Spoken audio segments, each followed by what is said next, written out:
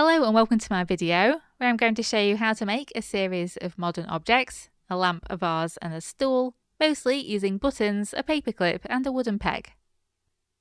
These are 1/12 scale in order to fit into most dollhouses. In order to follow along, you will need these items.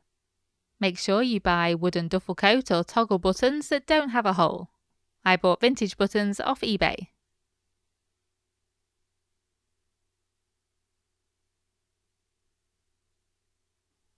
Okay, so the first step is to saw the wooden toggle button in half, or thereabouts. To do this, I used a razor saw and a miter box.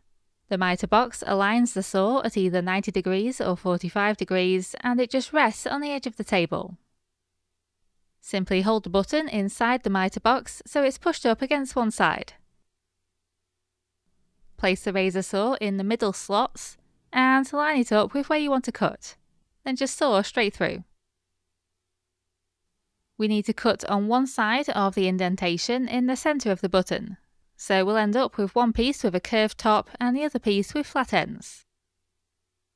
The section with the curved top will be the vase, and the section with flat ends will become the lamp base.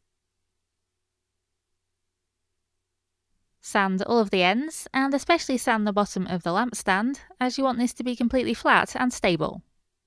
I'm using 220 grit sandpaper for this step. Make sure to wear a breathing mask and have good ventilation whenever you're sawing or sanding during this project. You don't have to drill these pieces, but it gives you more options if you do. For the vase, it means you can put a little flower inside, and for the lamp, it means there's the option to wire it up at a later date, or now, if you want a working LED lamp. Clamp each wooden piece in position, line up the drill bit, and drill straight down. I drilled part way into the top of the vase using a 2mm drill bit, trying to make the hole as centred as possible. Then I drilled all the way through the centre of the lamp stand, and also into the back of the lamp stand so that both holes joined up.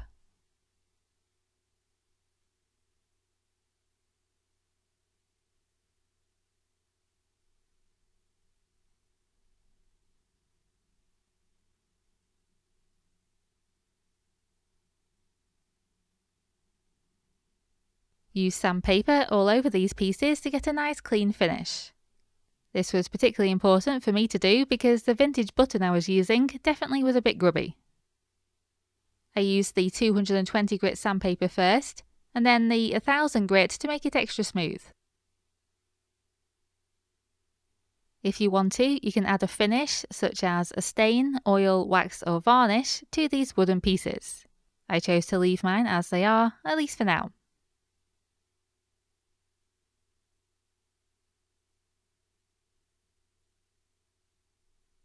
To begin making the lampshade, take a large paperclip and use your pliers to straighten it out, or just use some other wire if you have some.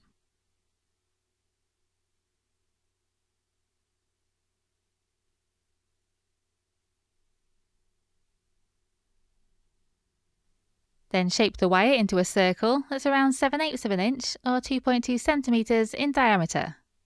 It's useful to find something cylindrical to shape this around. I used a glue stick.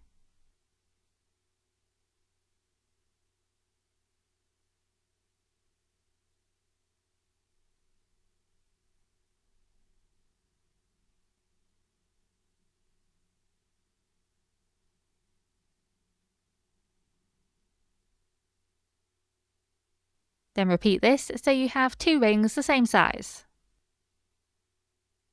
Make sure they're flat by squashing them between two hard surfaces.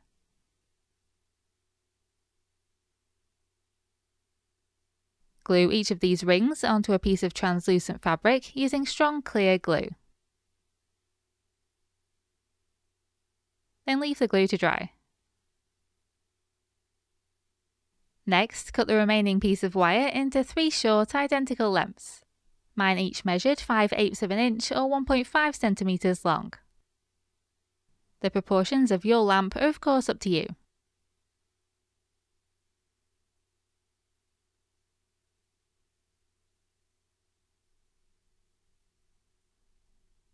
Apply strong clear glue, or super glue if you have some, to one end of each piece of wire, and use your pliers to help you position these upright, evenly around one of the rings, placing them on the inside of the ring. You'll need to hold them still for a short time before you can leave them to dry.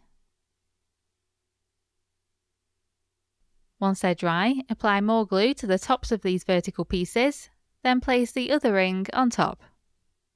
Double check the wires are all inside the rings and are positioned vertically.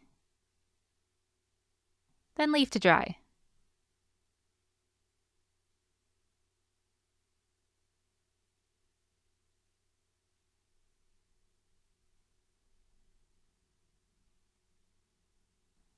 If you want to use fabric for the lampshade instead, you can cut out a strip to wrap around the frame, and hem the edges if the fabric is the type that frays. But I'm just going to be using regular white printer paper. So cut a length of paper about 1 inch or 2.5 centimeters wide, and 5 3/4 inches or 14.5 centimeters long. Gently score widthwise across the paper every 5 millimeters, being careful to not cut through the paper. I use the lines on the cutting mat as my guide. Fold back and forth along these scored lines to make a concertina.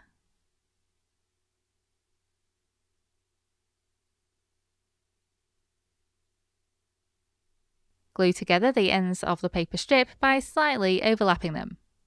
I use PVA glue to do this.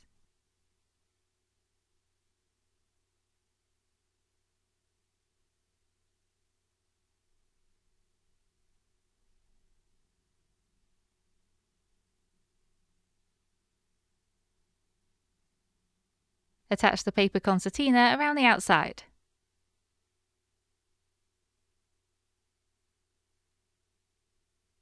Position the paper so it's evenly folded all the way around and is level.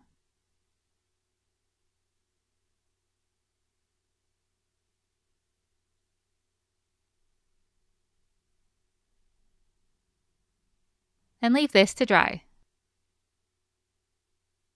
Then glue the top of the wooden lamp base to the centre of the fabric in the lower ring of the lampshade. And then this lamp is complete.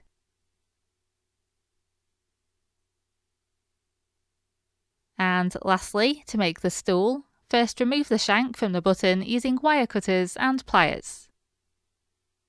Disassemble the wooden peg by carefully removing the spring.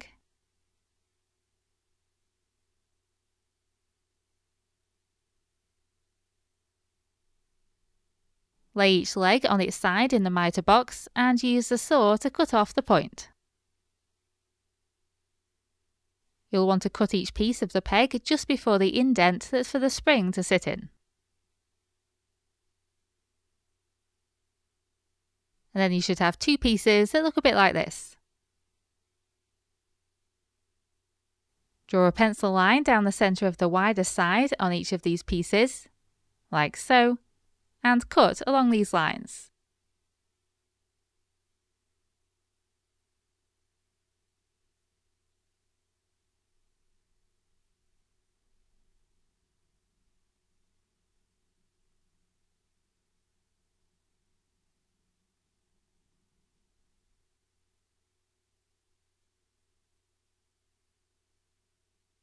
This will give you 4 legs. Sand them briefly to neaten them up and ensure they're all the same size.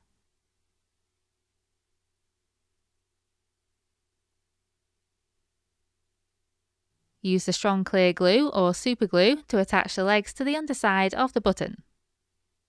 I decided to only attach 3 legs in the end rather than 4, as I just thought it looked better. Make sure the legs are all orientated with the same tapered side facing inwards and are evenly spaced.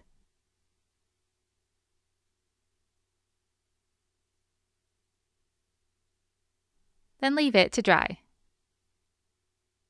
If there is some excess glue, you can then remove it with your craft knife to neaten it up. And that's it, you've now created your little set of dollhouse accessories. If you'd like to learn how to make the side table that's shown here as well, please see my previous video. I really hope you enjoyed this project, and thank you very much for watching.